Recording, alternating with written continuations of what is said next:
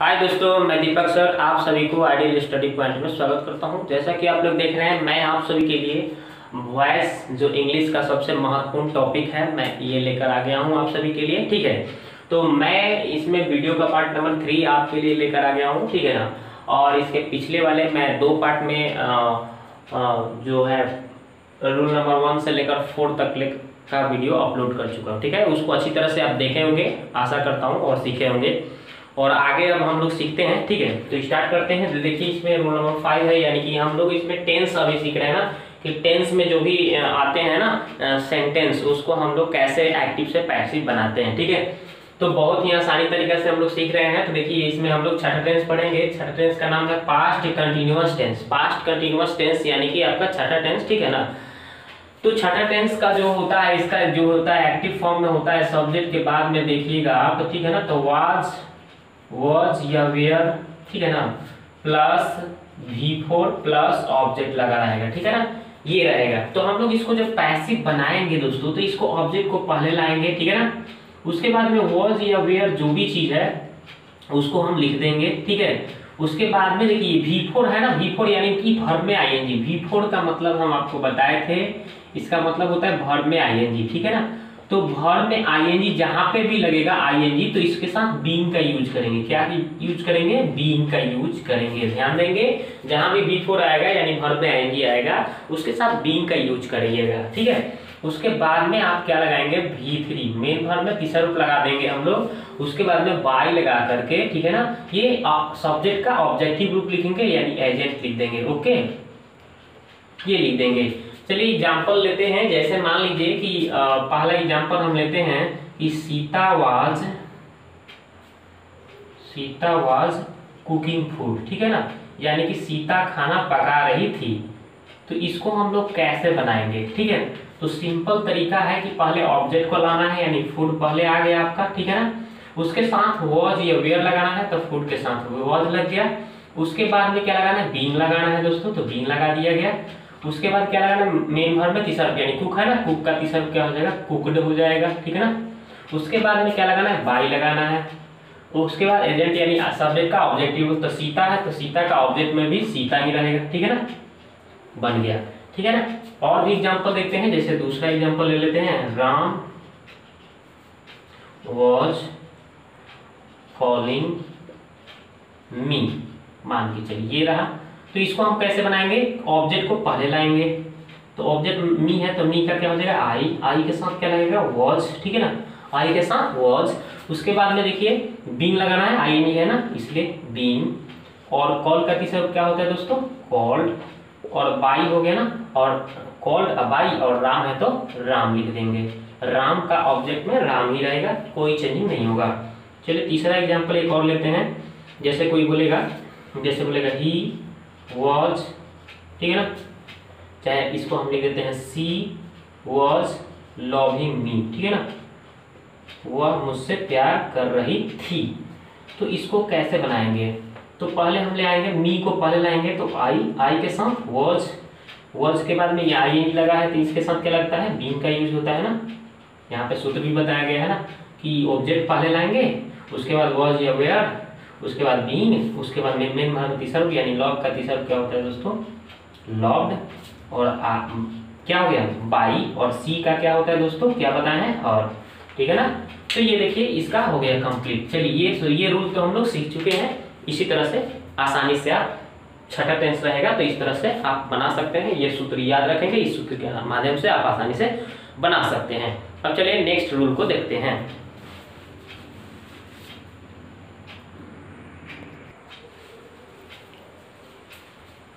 तो अब देखिए दोस्तों, हम लोग रूल नंबर 6 पढ़ेंगे। तो देखिए इसमें रूल में हम लोग 7वां टेंस को पढ़ेंगे। 7वां टेंस में क्या बताया गया है?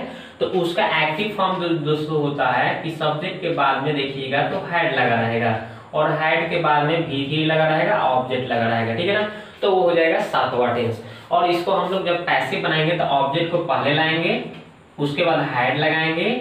और हैड हम बताए थे आपको कि जब भी हैव देखिए, हैड देखिए या फिर हैड देखिए, उसके बाद आप क्या लगाएंगे? बीन लगाएंगे। ठीक है ना, तो यहाँ पे हैड आ गया, तो इसके साथ क्या लगेगा दोस्तों? बीन का यूज करेंगे। उसके बाद में मेन वर्ब में तीसरा रूप तो होगा ही, उसके बाद में बाई, उसके बाद में एजेंट का हम लोग यूज करेंगे, ठीक है ना। तो ये याद रखेंगे, ठीक है। तो यही हम सूत्र पर, इसी सूत्र पर हम बनाएंगे। तो देखिए जैसे एग्जांपल ले लेते हैं, जैसे आई हैड कंप्लीटेड, ठीक है ना, कंप्लीटेड माई वर्क, ठीक है। इसको कैसे बनाएंगे, I had completed my work, यानी मैं अपना काम पूरा कर चुका था, ठीक है। तो इसको माई वर्क पहले आ जाएगा ऑब्जेक्ट, माई वर्क, ठीक है ना, माई वर्क। और देख ले हैड है ना, हैड, उसके बाद क्या लगाना है, बीन, उसके बाद में V3, यानी V3 तो है ही, कंप्लीटेड बाई, और आई का हो गया दोस्तों मी। आप पढ़े हैं। चलिए दूसरा देखते हैं, Sita had read a book, यानी सीता किताब पढ़ चुकी है। तो सीता किताब पढ़ चुकी है तो पहले ए बुक पहले आ जाएगा दोस्तों, ए बुक हैड, और उसके बाद क्या लगाना है दोस्तों, हैड के बाद बीन, रीड का तीनों रूप वही होता है, रीड पढ़ते हैं इसको, बाई, और सीता है तो सीता, कंप्लीट, ठीक है ना। एक और एग्जांपल देखते हैं, जैसे मान लीजिए he had played cricket, CRICKET, कैसे बनाएंगे, उसी तरह से बनाएंगे ना। तो पहले क्रिकेट आ जाएगा, तो cricket CRICKET, cricket had been, और प्लेड तो तीसरा रूप है ही, प्लेड बाई, और ही का क्या होता है दोस्तों, हिम होता है, ही का क्या होता है, हिम। तो ये आपका ये छठा रूल भी कंप्लीट हुआ। बस आपको करना कुछ नहीं है, जो भी होगा ना ऑब्जेक्ट को पहले लिखना है, उसके बाद में हैड के बाद में बीन, V3 है तो V3 बाई एजेंट लगा देना है। जैसे I had completed my work, तो माई वर्क हो गया पहले हैड, और इसके बाद बीन, और कंप्लीटेड तीसरा रूप है नहीं बाई, और आई कैन हो गया। इसी तरह से हम सब बनाए, इसी तरह से आप भी बना सकते हैं। अब चलिए नेक्स्ट रूल देखते हैं।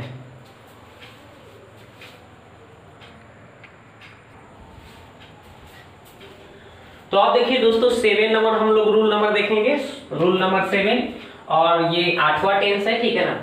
टेंस ये 8वां नहीं, ये टेंस आपका है 9वां, ठीक है ना, ये 9वां टेंस है, ठीक है। क्योंकि 8वां टेंस का वॉइस नहीं होता है, लेकिन एग्जाम में ये सब पूछा नहीं जाता है, उसको छोड़ दिया जाता है, ठीक है ना। जो नया ग्रामर आ रहा है उसमें छोड़ दिया गया है।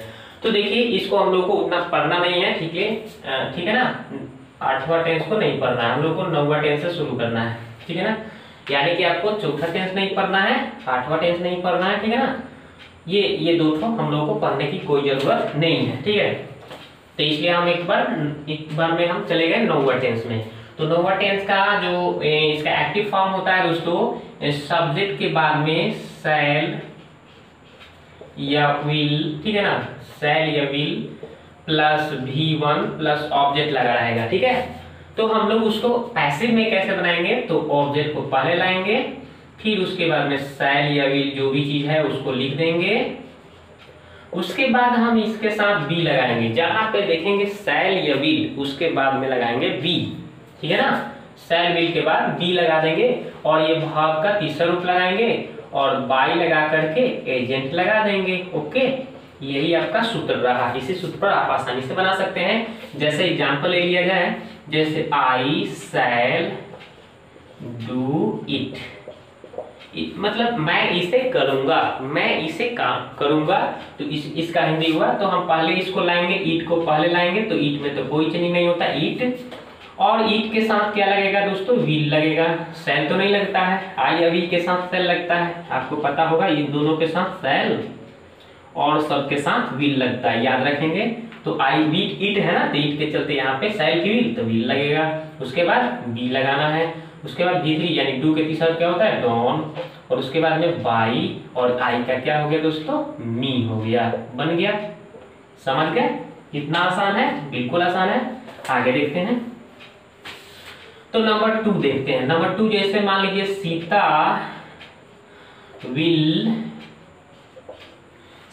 विल रीड द न्यूज़पेपर, ठीक है, द न्यूज़ पेपर, कैसे बनाएंगे, यानी सीता न्यूज़पेपर यानी कि समाचार पत्र पढ़ेगी, कैसे बनाएंगे। द न्यूज़पेपर पहले आ जाएगा, तो the newspaper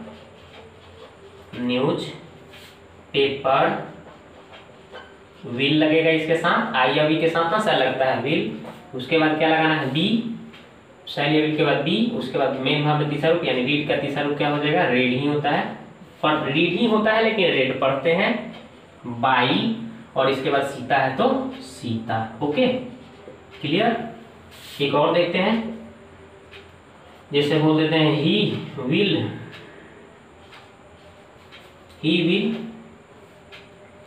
do this work, मतलब वह इस काम को करेगा। कैसे बनाएंगे, दिस वर्क पहले लिख देंगे हम, तो दिस वर्क, ठीक है ना, दिस वर्क पहले आ गया और इसके साथ क्या लगाना है, विल लग जाएगा।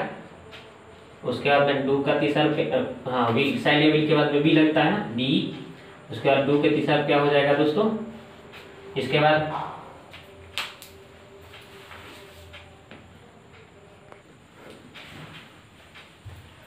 तो यहाँ पे हम क्या लगा दिए, डू विल, यहाँ पे शैल विल के बाद में बी लग गया और डू का तीसरा रूप डाउन हो गया, बाई, और यहाँ पे ही का हो गया दोस्तों, हिम हो गया। ओके, तो आशा करता हूँ समझ गए होंगे, सिंपल है। जब भी नोवा टेंस होगा तो ऑब्जेक्ट को पहले लगाना है, शैल विल के बाद में बी लगाकर V3 बाई एजेंट लगा देना है। जैसे आई शैल डू इट, तो इट पहले आ गया, इट के चलते यहाँ पे विल लगेगा, विल के बाद में शैल विल के बाद बी और V3 यानी डू के तीसरा डाउन, बाई और आई का हो गया। इसी तरह से इस सबको हम बना दिए, बिल्कुल आसानी तरीके से समझ गए होंगे।